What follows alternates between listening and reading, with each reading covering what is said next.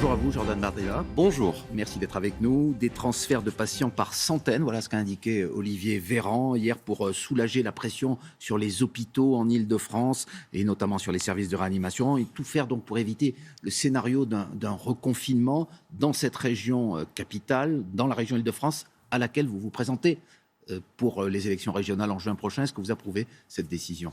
Quand on cherche des solutions, on en trouve. Nous avons toujours été extrêmement opposés à l'idée d'un nouveau reconfinement parce qu'il mettrait la vie en danger de beaucoup de chefs d'entreprise qui, s'ils ne meurent pas du Covid, mourront de cette gestion sanitaire qui pèse évidemment sur l'activité économique, mais aussi beaucoup de personnes âgées qui voient autour d'eux une rupture assez brutale de liens affectifs, l'impossibilité de voir ses enfants, de voir ses petits-enfants. Donc je crois que le confinement était évidemment à tout prix à éviter. Emmanuel Macron a eu raison de choisir cette option jusqu'à présent. Il a évidemment eu raison de ne pas reconfiner. Maintenant, toutes les restrictions que nous vivons depuis quand même un an, cet état d'exception que nous vivons, sont de sa responsabilité. Et quand on voit des rapports, et notamment le rapport de l'Institut Pasteur, le rapport du professeur Fontanet, qui explique clairement qu'il n'y a pas plus de risque à recevoir ou à transmettre le virus, notamment dans les lieux de culture, notamment dans les musées, les cinémas, les théâtres. Enfin, les gens qui nous regardent voient bien qu'il n'y a pas plus de risque dans un musée à recevoir le Covid que dans le métro qui est bondé aux heures de pointe ou que dans les hypermarchés. Donc il faut, si vous voulez, sortir de ces mesures qui sont arbitraires. Il y a des possibilités encore, notamment dans le privé. Moi, j'entendais le patron de la Fédération de l'hospitalisation privée nous dire qu'en Île-de-France, il pouvait prendre 20 à 30% des lits de réanimation. Donc, il faut tout faire pour éviter ce reconfinement. Vous souhaitez donc moins de restrictions et à l'inverse, qu'il n'y en ait pas davantage. On sait que, par exemple, il va y avoir une nouvelle réunion à l'Élysée ce week-end. Vous ne souhaitez en aucun cas qu'il y ait plus de restrictions en Île-de-France. Ça fait un an que le pays vit confiné, qu'il vit à la fois au rythme d'un confinement, qu'il vit au rythme d'un couvre-feu. Or, on a vu que des mesures étaient prises de manière arbitraire. Encore une fois, sous quel motif continue-t-on de laisser fermer les musées, les cinémas, les théâtres ? Sous quel motif continue-t-on de laisser fermer le château de Versailles, le musée du Louvre, le château de Chantilly, qui est quasiment au bord de la faillite ? Donc, il faut être raisonnable. Et je vois que beaucoup de pays européens aujourd'hui s'orienter vers une rouverture avec des protocoles sanitaires stricts, mais pour nous permettre de sortir de cette période douloureuse pour le pays. En attendant, le doute s'installe sur le vaccin AstraZeneca. Est-ce que vous êtes favorable au principe de précaution qu'ont adopté plusieurs pays, la Norvège, le Danemark et l'Islande, qui ont suspendu l'administration de ce vaccin qui aurait causé des cas de thrombose dans un cas très limité de patients, mais suffisant pour reprendre cette mesure. Nous demandons au gouvernement de réaliser les essais, les tests nécessaires pour vérifier évidemment les motifs qui ont amené un certain nombre de pays européens, le Danemark, la Norvège, même si elle n'est pas dans l'Union européenne, à procéder à la suspension d'AstraZeneca. Mais on voit bien que nous sommes en train de subir un Waterloo vaccinal. On a manqué de tout durant cette crise. On a manqué de masques, on a manqué de tests, on a manqué de blouses. On a raté l'étape cruciale des vaccins. Je vous rappelle que dès le mois de décembre, nous disions le vaccin va être un défi logistique majeur. Il faut réquisitionner l'armée, il faut mettre en place, il faut passer des contrats avec des sociétés logistiques comme l'ont fait par exemple l'Allemagne. Or, on voit que l'Union européenne a été défaillante et surtout que la France est le seul pays du Conseil de sécurité de l'ONU à ne pas avoir de vaccin et ça pose un véritable problème de souveraineté sanitaire. Et en même temps, vous faisiez partie des sceptiques à l'arrivée des nouveaux vaccins, notamment ceux à ARN messager. Ce n'est pas le cas de l'AstraZeneca. Nous n'avions que les communiqués des laboratoires, comme l'était d'ailleurs M. Fischer. Vous êtes aujourd'hui plus confiant du gouvernement. Vous feriez vous-même vacciner lorsque votre tour viendra, si j'ose dire. La vaccination, c'est la porte de sortie de cette crise. Vous ne l'avez pas toujours dit, on est d'accord. Non, moi, j'ai jamais été anti-vaccin. On a toujours été très prudent au départ avec les nouveaux vaccins à ARN messager, mais comme l'était d'ailleurs M. Fischer, le monsieur vaccin du gouvernement qui n'était pas franchement très rassurant. Et c'est vrai qu'à la lumière de ses premières déclarations, on n'avait pas franchement envie d'aller se faire vacciner.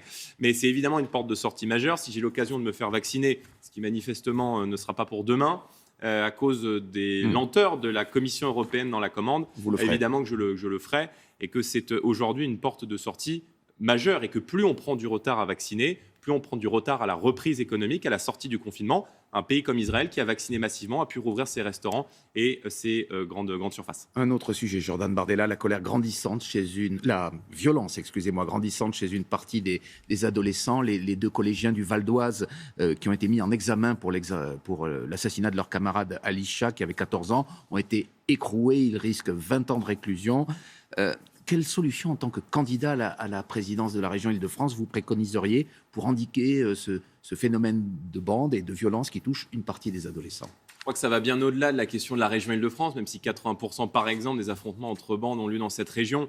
La vérité, c'est que la société française est aujourd'hui encerclée par la violence. et que beaucoup de parents, sont extrêmement inquiets de voir leurs enfants sortir, laisser, je dirais, à l'impunité de la justice un certain nombre de personnes qui agressent dans l'impunité générale. Rien ne justifie cette violence, rien ne justifie cette sauvagerie qui s'est illustrée à Argenteuil. J'aimerais d'ailleurs avoir un mot pour ses parents, qui s'est illustré à Champigny il y a quelques jours. On a vu des émeutes s'organiser dans le Rhône, les policiers pris à partie. Il faut un tour de vis en matière pénale. Voilà, on peut donner tous les moyens qu'on veut à nos forces de l'ordre, et c'est nécessaire. Il faut soutenir nos forces de l'ordre, il faut donner les ordres à nos policiers d'intervenir, mais il faut surtout que la justice fasse son travail, qu'elle soit beaucoup plus ferme à l'égard des mineurs. Et c'est vrai que M. Dupond-Moretti s'inscrit là dans la continuité qui a été celle de Mme Taubira, de Mme Belloubet. Donc il faut évidemment revenir sur l'ordonnance de 1945 qui protège aujourd'hui en grande partie les mineurs. On voit bien que la nature de la violence a évolué, mais pas nos lois. Et qu'aujourd'hui, toute atteinte à l'intégrité physique, au-delà d'un seuil minimal, doit faire l'objet d'une privation de liberté. Voilà, ça suffit, si vous voulez, le tout prévention. À un moment donné, il faut sévir, il faut de la fermeté. Donc il faut évidemment abaisser la majorité pénale à 16 ans, supprimer les peines planchées, rétablir les peines planchées et supprimer les remises automatiques de peine. Je crois que le gouvernement va s'y atteler. C'est une bonne décision. Est-ce que c'est une façon aussi de lutter contre ce phénomène qui existe chez les jeunes, notamment via les réseaux sociaux, les règlements de compte, la haine en ligne? Est-ce que, par exemple, vous seriez, comme Jean-Michel Blanquer, le ministre de l'Éducation nationale, favorable à ce que les réseaux sociaux puissent à terme être encadrés, sinon, pourquoi pas interdits d'usage pour les mineurs? Qu'est-ce que vous en pensez? Il sera toujours très difficile d'empêcher un mineur d'utiliser, qu'est-ce qu'il faut faire sur une plateforme. Parce que c'est un phénomène qui est là, qui est présent. La question de fond derrière cette agression, cette sauvagerie qui s'est déroulée à Argenteuil, c'est la question du harcèlement scolaire. Et évidemment que le harcèlement scolaire doit devenir aussi une grande cause nationale à l'occasion de l'élection présidentielle. Il faut évidemment mieux prévenir, mieux encadrer, mieux former les enseignants aussi. Vous avez l'impression qu'ils ne le font pas aujourd'hui, les enseignants? Ils sont parfois démunis. Ils sont démunis face à la montée de la violence. La violence, elle touche aussi maintenant l'école. On voit que la délinquance est de plus en plus jeune, qu'il y a une déshumanisation de la violence en réalité, où on voit qu'on peut lyncher, agresser, voler, comme on ne le faisait pas il y a quelques années encore dans notre pays. Et ça, les gouvernants peuvent y faire quelque chose, M. Bardella? Je crois qu'il faut un peu de courage, un peu de volonté politique. Il faut surtout avoir la volonté de rétablir de l'autorité, de rétablir de l'ordre dans notre pays. Marine Le Pen aura cette volonté, en tout cas, lors de l'élection présidentielle. Et nous pouvons assurer qu'avec nous, aux responsabilités, il y aura ce tour de vis en matière pénale, parce qu'on ne peut plus faire aujourd'hui dans l'angélisme et dans la culture de l'excuse. Il faut arrêter de trouver des excuses. Rien, absolument rien ne justifie qu'une jeune fille de 14 ans soit poussée gratuitement et noyée dans la Seine. Est-ce que vous êtes favorable, M. Bardella, à ce que la France honore ce qu'Emmanuel Macron appelle des héros de la diversité? 300 noms ont été révélés hier. On y retrouve des personnalités de la culture, du sport, de la politique. Alors il y a des très connus comme Léopold Sédar Senghor, l'Algérien Abdelkader, Raphaël Élysée, le premier maire métis de France. Est-ce qu'il faut, c'est déjà fait parfois, donner des noms de rues, faire parfois des statuts pour ces personnes qui viennent, comme on dit, de la diversité? Est-ce que vous y êtes favorable? Je pense que tout cela est le fait de renvoyer de manière permanente, comme le fait Emmanuel Macron, des Français, parce que pour moi, ce ne sont que des Français, et je ne vois que des Français à leurs origines de manière permanente, est extrêmement insultant à leur égard. Charles Aznavour est français, Dalida est français, Apollinaire est français. C'est pas contesté, ça.